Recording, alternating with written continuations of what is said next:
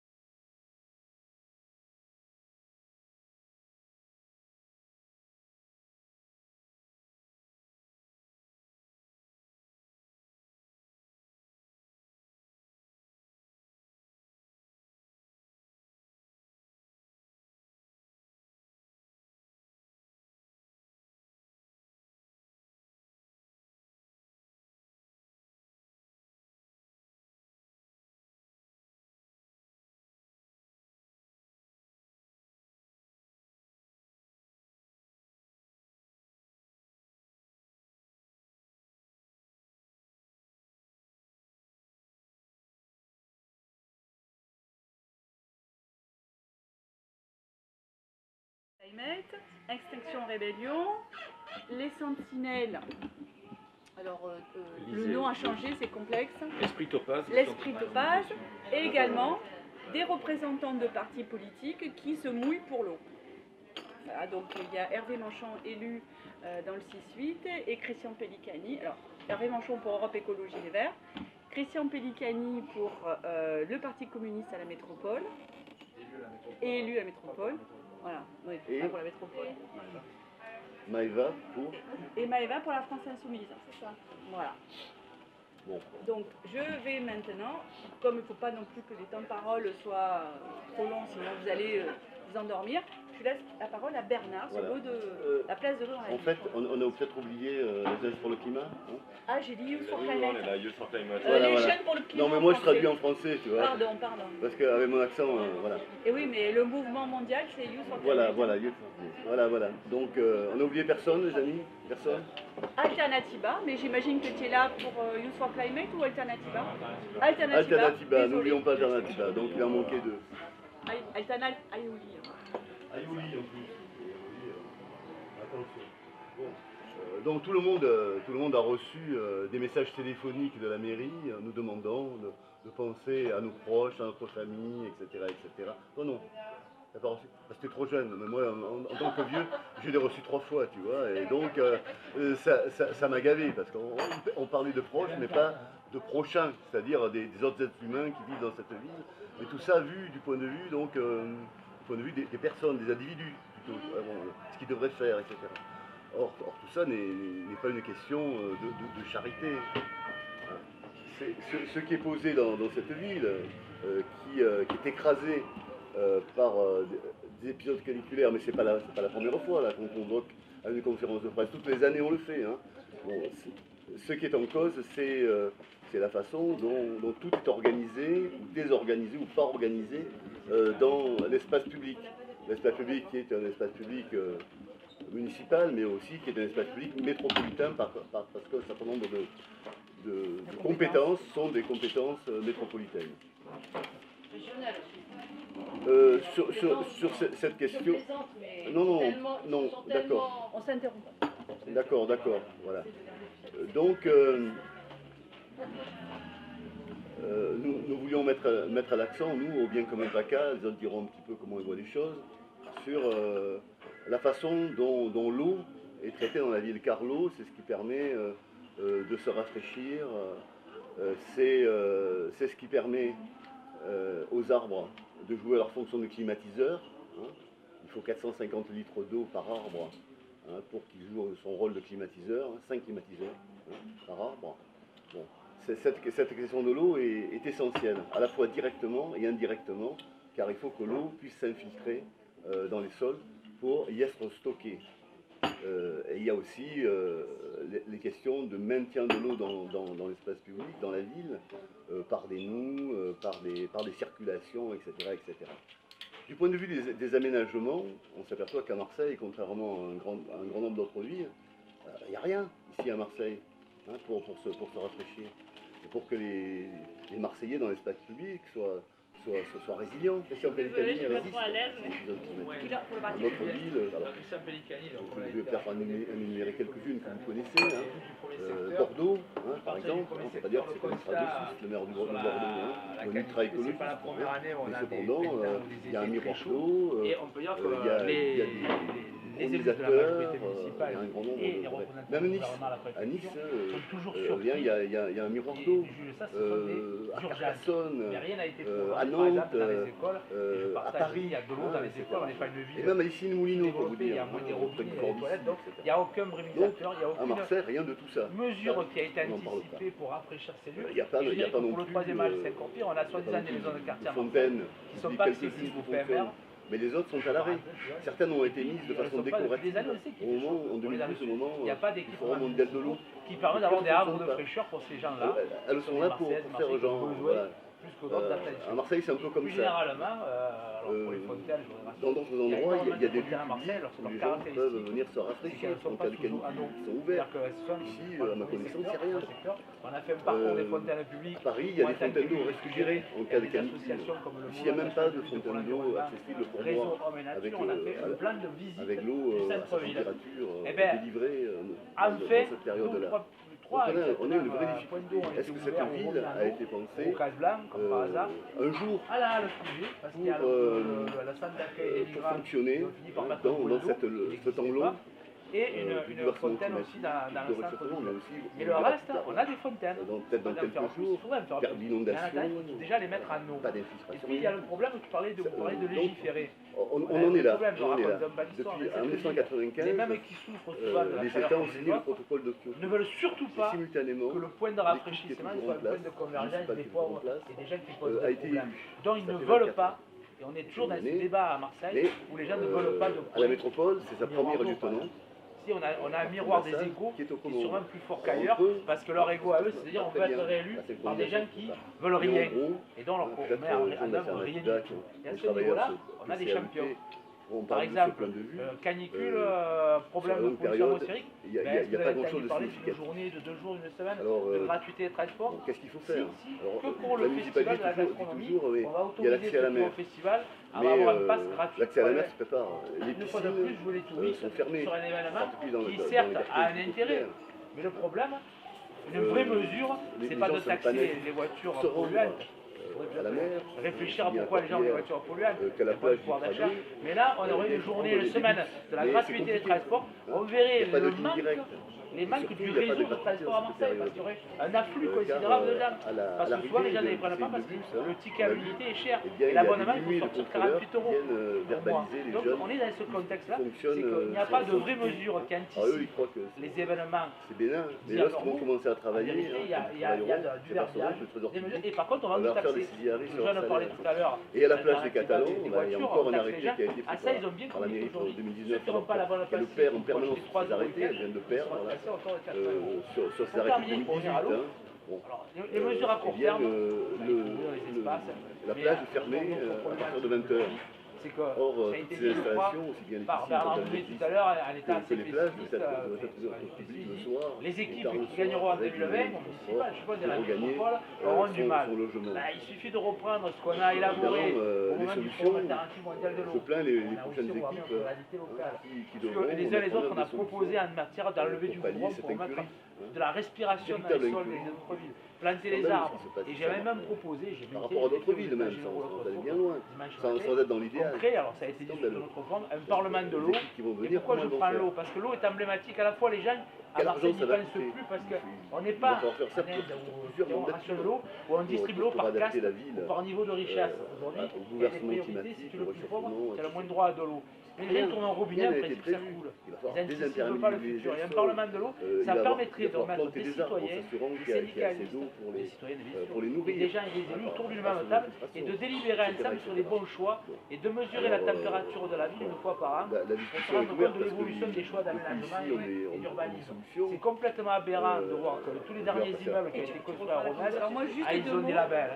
Deux mots. Il faut les pratiquer, les immeubles. Donc vous avez compris, c'est eau et climat, bien évidemment, puisque dans une ville, pas les conditions pas globales. évidemment, à la Et alors, campagne, les je choses le se dis, posent c'est différemment. Dans une ville, Les fameux espaces verts du tramway, le tramway dans le deuxième arrondissement allait amener des espaces verts. C'est la bande d'herbes. Si on avait fait, au début, on avait pensé faire la disparu parce conférence que de c'était presse un vélodrome, au pied du palais Longchamp. On aurait pu noter la différence de température. D'abord avec la fontaine, on l'a déjà fait puisque c'est là que l'eau de Marseille arrive symboliquement. Donc on a Avec intérêt à se évidemment la bouger fontaine, et apprendre l'évaporation, la la différence de situation qu'il y température, a à et la puis fois on descend dans l'urgence le boulevard Longchamp où il y a des arbres. Parce que là, si on s'était mis à l'ombre du figuier sur le port, ça aurait été beaucoup moins, on va dire. On mettra tous la main à la poche. Et alors le jeune l'a dit, on ne taxe pas ceux qui ont vraiment du pognon. Il y a aussi des projets comme la On n'a réouverture pas demandé aux du Jarret, compagnies dans l'état, d'aviation ou à parce que pour l'État. l'instant c'est un égout le Jarret, et qui pourrait jouer le rôle au travers de la taxer les bonnes Donc ça permettrait la climatisation, puisque les Marseillais se réapproprient leur eau, l'Yvonne, symbolique, mais il y a cette balade sur les moteurs de recherche, quelques fois, cyclable on trouve Mélenchon, dans le Vivonne, mais qui est c'est bien Hervé intéressante. Manchon, et ça Et s'écrit comme tu l'as dit, les pédilubes, les pataugeoires, les fontaines, c'est Mention, c'est andalou en fait. Mes origines andalouses d'ailleurs, vous parlez. Alors, il n'y a pas de fatalité. Moi, je partage le constat qui a été fait par à la fois mes collègues des partis politiques et surtout par les associations et les collectifs qui, on le sait, sont sur le terrain depuis des années. Il n'y a pas de nouveauté à ce constat en réalité. La chronique d'une défaite annoncée. Et aujourd'hui, on est au pied du mur. On est au pied du mur, c'est la canicule. Canicule pendant 2 jours. On prend des mesures qui sont des mesures de façade. On ne ferme pas les écoles. On distribue des bouteilles d'eau dans les écoles. On demande de porter la casquette. On a coupé les arbres des écoles. On n'a pas mis les ombrières. On n'a pas mis les rideaux. Bon, tout ça, on le sait, c'est demandé depuis des dizaines d'années. Aujourd'hui, par contre, on s'aperçoit que rien n'a été anticipé. Les vignettes militaires, on est en train de les mettre depuis début juin, et on est en train de les proposer. Elles ne solutionnent pas grand-chose. On doit peut-être répondre, puis après si aujourd'hui c'est le jour J, on les a pas. Les robinets dans les écoles, en fait, je viens de recevoir, alors là je suis très déçu, je me disais quand même, ils sont pions de distribuer des bouteilles dans les écoles, alors qu'il y a des robinets. On vient d'envoyer la photo de robinets dans certaines écoles qui ont été verrouillés, c'est-à-dire que quand on parle de distribution de l'eau en ville, quand on parle d'urbanisme, on parle de bien commun, on parle de quelque chose de beaucoup plus large que ça. Les rapport à la vie traduit le rapport à la population. Les perspectives de vie aujourd'hui sèches et arides traduisent l'avenir qu'on impose aujourd'hui à la jeunesse. Les cours d'école. Est-ce qu'on veut que nos jeunes évoluent dans un monde où ils doivent se priver de tout, même de l'eau? Est-ce qu'on veut leur donner cet exemple, ce futur mortifère? Est-ce qu'on veut que la chaleur humaine disparaisse au profit d'une canicule industriellement construite? On a tous et toutes un pouvoir sur la situation, mais nous aujourd'hui notre présence, elle est aussi là pour interpeller les pouvoirs publics, pour interpeller celles et ceux qui ont le pouvoir de changer les choses, mais qui ne le font pas forcément. La résistance citoyenne, elle s'organise, elle se traduit ici avec notre réunion, toutes et tous ensemble, pour l'eau comme un bien commun. Mais cette résistance, elle se confronte toujours à un manque de volonté de certains. Alors nous, ce qu'on fait avec la jeunesse pour le climat, c'est qu'on interpelle les personnes qui peuvent réellement changer les choses. On leur demande de penser au peuple, on leur demande de penser aux jeunes, on leur demande de ne plus penser rendement ou dépenses, on leur demande de penser avenir. Parce que partout où ils ne le feront pas, nous serons là pour leur rappeler qu'on est là et qu'on a besoin de ça. On n'a pas forcément toutes les données en tête, on ne sait pas forcément quelles sont les lois, comment on peut légiférer, etc. Mais nous, ce qu'on constate, c'est un fort manque de volonté. Ce qu'on constate, c'est qu'il y a des gens qui ont les pouvoirs, qui ont les décisions, elles peuvent être prises, et qu'aujourd'hui, c'est la volonté qui manque. Donc on interpelle toutes celles et ceux qui peuvent changer les choses, à l'échelle individuelle comme à l'échelle collective, à se bouger, parce qu'il y a urgence, on le ressent aujourd'hui, on est tous en sueur, on n'en peut plus, et pourtant c'est que le début de l'été, donc il y a urgence, et on demande à toutes celles et tous ceux qui peuvent changer les choses de s'y mettre, parce qu'on n'a pas le choix, c'est notre avenir qui est menacé. Bravo. Alors maintenant, les sentinelles d'esprit topaz. Alors je veux revenir très précisément sur ce que tu viens de dire, c'est-à-dire la volonté de faire les choses, qui est, c'est vraiment une volonté plutôt de ne pas faire. Esprit topaz existe depuis 2012-2013, toujours ça a démarré par une action concernant une subvention indue. Et en réalité, ça a embrayé sur tout ce qui concernait bien public, bien commun, puisqu'une subvention, c'est un bien public. En 2013, nous avons sorti un texte qui concernait l'eau bien commun dans l'optique eau distribuée au public sur l'espace public. Il s'agissait des fontaines, il s'agissait de ce qui n'existait pas encore beaucoup au niveau national ailleurs, c'est-à-dire les brumisateurs. On commençait à prendre conscience qu'ailleurs, des choses se faisaient. Il se trouve que Marseille, ça s'appelle aussi la ville aux 111 quartiers. On avait démarré là-dessus, puisqu'il nous semblait cohérent que Marseille étant une ville provençale, Marseille régénère, fasse revivre ces 111 quartiers et ces 111 fontaines. En 2013 également, il y avait un autre constat qui partait d'un constat politico-financier concernant Veolia. Vous êtes bien placé, plus que bien placé pour le savoir, puisque vous avez été des lanceurs d'alerte, si je ne me trompe.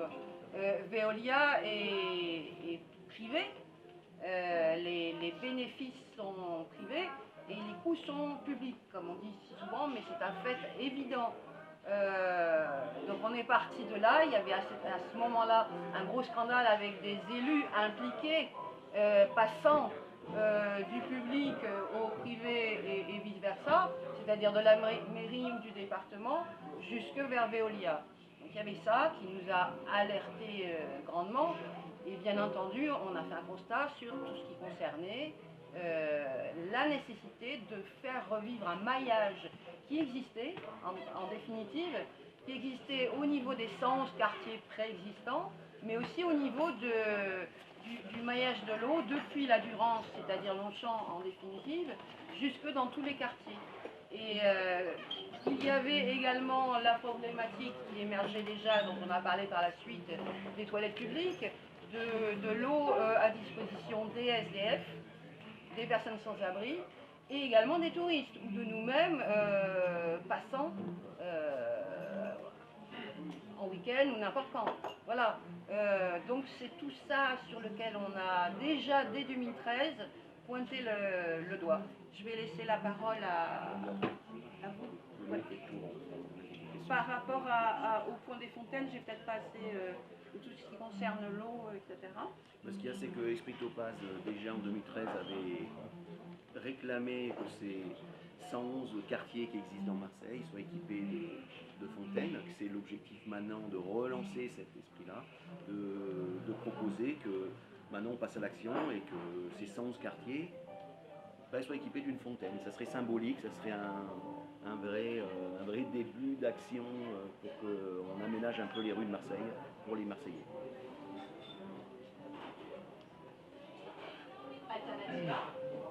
Voilà, donc je représente Alternativa Marseille, donc une association qui se concentre sur la lutte contre le réchauffement climatique. Le constat, on l'a dit, il est simple, ça fait 40 ans grosso modo que les scientifiques nous disent que les événements extrêmes comme cette canicule qu'on vit en ce moment vont arriver.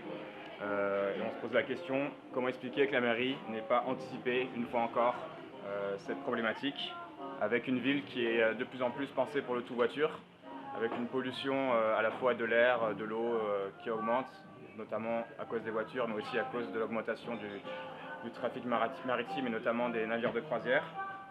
Et aussi ce qu'on constate dans l'urbanisme, c'est la suppression de tous les arbres, donc comme par exemple sur le Vieux-Port, il y a beaucoup d'arbres qui ont été fermés, des parcs qui sont fermés, des points d'eau qui sont fermés aussi. Et on peut aussi se poser la question, comment se fait-il que Marseille, la deuxième ville de France, et que la métropole ex-Marseille-Provence, une des plus grandes métropoles de France, n'ait toujours pas voté le plan climat-air-énergie métropolitain qui doit guider la politique climatique des territoires de plus de 20 000 habitants pour les 6 années à venir. Et Marseille sera probablement, ex-Marseille-Provence sera probablement le dernier territoire de France à voter ce plan climat. Et c'est juste inacceptable. Il faut savoir que nous, les citoyens, donc Alternativa a initié un collectif qui s'appelle Alternative Territoriale, avec lequel on a écrit un livret de 300 propositions pour une métropole à la hauteur des enjeux climatiques. Donc voilà, pour cette canicule en particulier, on a un certain nombre de mesures qui sont prises par la municipalité, donc qui sont des mesures pansement, donc on peut nous citer la circulation différenciée, donc on ne va pas critiquer cette mesure, mais on peut néanmoins noter qu'on s'attaque encore une fois aux citoyens qui ont malheureusement assez peu d'alternatives, donc c'est-à-dire que tous les gens qui habitent dans les quartiers excentrés de la ville ont assez peu de possibilités pour venir au centre-ville, donc il y a quelques bus, mais ils ferment très tôt. On n'a rien qui est fait au niveau des navires de croisière pour la pollution, donc c'est-à-dire que c'est toujours les citoyens qui sont ciblés et qui sont finalement impactés par les mesures qui sont prises et jamais les grosses entreprises les plus polluantes. Donc on a d'un côté la métropole qui dans des grandes campagnes de communication nous dit qu'elle veut réfléchir à la gratuité des transports en commun. Nous ce qu'on propose, même ce qu'on demande, c'est que pendant la période de canicule on ait cette gratuité de transport. Ça permet de faire des tests et à la fois de voir si les citoyens vont prendre ces alternatives. Donc évidemment ça coûte des sous et on va nous dire qu'il n'y a pas d'argent, mais quand il s'agit de construire un projet routier comme le boulevard urbain sud qui va pour 300 millions d'euros pour 8 km et qui va mener à la destruction de plus de 200 pins, la fermeture de nombreux parcs, on peut se poser la question de quels sont les choix, surtout que d'un point de vue de la circulation, il y a beaucoup de doutes sur les effets d'une telle infrastructure. Donc globalement, je dirais simplement qu'il faudrait que le sérieux change de camp et que la mairie et la métropole prennent enfin ses responsabilités. l'extinction rébellion. Donc, Thibaut, donc, je représente l'extinction rébellion. Il y a Kevin qui est ici avec moi. À travers cette canicule, nous pouvons constater une des conséquences un peu plus spectaculaires que les autres du dérèglement climatique. Mais les conséquences de cette catastrophe environnementale dont l'humanité tout entière est responsable, y compris les Marseillais, ne se résument pas, hélas, à quelques vagues de chaleur. Et les étiquettes XR ne changeront absolument rien à cet état de fait. Voilà. Donc, le nom du mouvement Extinction Rebellion met en avant le défi auquel une très grande partie de l'humanité fait face à moyen terme, c'est son extinction pure et simple. Et il est essentiel de dire sur cette crise, de rappeler sa gravité exceptionnelle. Les mesures qui doivent être prises doivent être à la mesure de cette gravité. Nous exigeons des actions vraiment radicales, c'est-à-dire qui prennent le problème à la racine et pas des cautères sur une jambe de bois comme c'est très souvent le cas. Il nous faut des mesures immédiates, socialement justes et à la hauteur du changement nécessaire. Et plus nous attendons, plus le changement sera difficile. Alors, ce défi, les élus de la ville de Marseille et de la métropole le prennent-ils en compte? Non, à notre avis, absolument pas. Et en tant que Marseillais, nous ne nous sentons pas protégés devant cette menace. Voilà. Est-il normal qu'en 2019, la croissance soit un objectif prioritaire pour cette ville? Non. Est-il normal de continuer à investir massivement sur les autoroutes et les voies rapides dans cette ville?